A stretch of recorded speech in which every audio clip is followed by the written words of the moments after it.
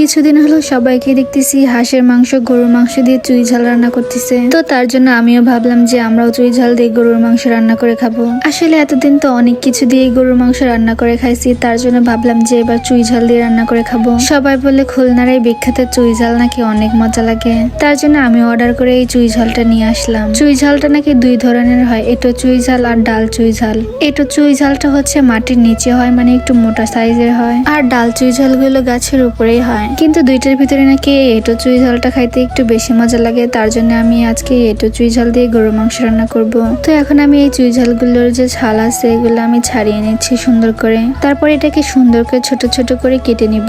আমি তো প্রথমে বুঝতে পারতেছিলাম না যে চুই ঝালগুলোকে কিভাবে কাটবো, পরে নিজের মতো করে কেটে নিলাম। আচ্ছা, আপনারা কে কে চুই ঝাল খেয়েছেন অবশ্যই জানিয়ে যাবেন কমেন্টে। আর কেউ যদি না খেয়ে থাকেন তাহলে আমি তাদেরকে একটা পেজ সাজেস্ট করতেছি, আপনারা সেখান থেকে নিতে পারেন। এগ্রো ফিড বিডি এই পেজ থেকে আপনারা চুই ঝাল নিতে পারেন। আমি কিন্তু এই পেজ থেকে চুই ঝালগুলো নিয়েছি। এই পেজ থেকে নাকি খুলনার একদম বিখ্যাত চুই ঝাল, মানে ভালো মানের চুই ঝাল পাওয়া যায়, তার জন্য আমি এখানে থেকে চুই ঝালগুলোকে নিয়েছি। আপনারা চাইলে এখানে থেকে নিতে পারেন। পেজটি আমি আমার ক্যাপশনে মেনশন করে দিব। চুই ঝালগুলোকে কেটে নেওয়ার পরে মা চলে আসলো রান্না করার জন্য। আজকে এই চুই ঝালগুলো গরুর মাংস দিয়ে রান্না করা হবে, এরপরে একদিন হাঁসের মাংস দিয়ে রান্না করবো ইনশাল্লাহ। গরুর মাংস আমরা নর্মালি যেভাবে রান্না করি ঠিক সেভাবেই রান্না করতে হবে। তো তার জন্য মা সব ধরনের মশলা পরিমাণ মতো এর ভিতরে দিয়ে দিচ্ছে। আমাদের বাড়িতে গুঁড়া হলুদ শেষ হয়ে গেছে, তার জন্য মা হলুদগুলোকে বেটে তারপরে দিয়েছে।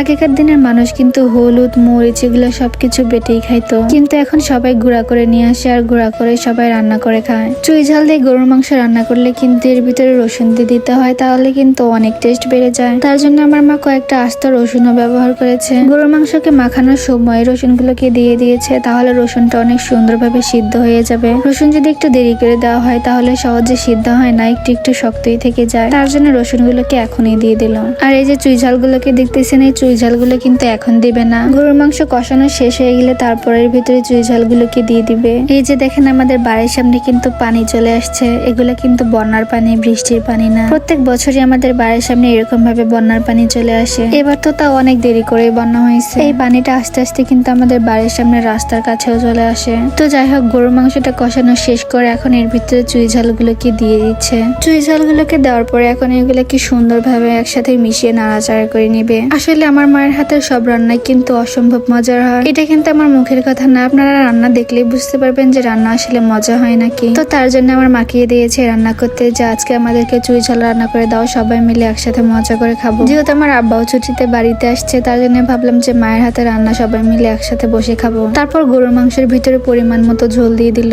এখন এগুলাকে কিছুক্ষণ সময় ধরে রান্না করে নিবে। চুই ঝাল দিয়ে গরুর মাংস নাকি বেশি একটা পাতলা রাখলে ভালো লাগে না, তার জন্য আমার মা একটু কষা কষা করে রাখবে। চুই ঝালটা রান্না করা শেষ, আর দেখতে কি লোভনীয় লাগতেছে। রান্না করা শেষ করে চলে আসলাম আমি একটু টেস্ট করতে, যে দেখে চুই ঝাল দিয়ে আসলে গরুর মাংস কেমন লাগে। কালারটা যে কি সুন্দর লাগতেছে দেখতে, খাইতে কিন্তু অসম্ভব মজার হবে। প্রথমে একটা মাংস খেয়ে দেখতেছিলাম যে আসলে কেমন লাগে, পরে একটা চুই ঝাল নিয়ে নিলাম।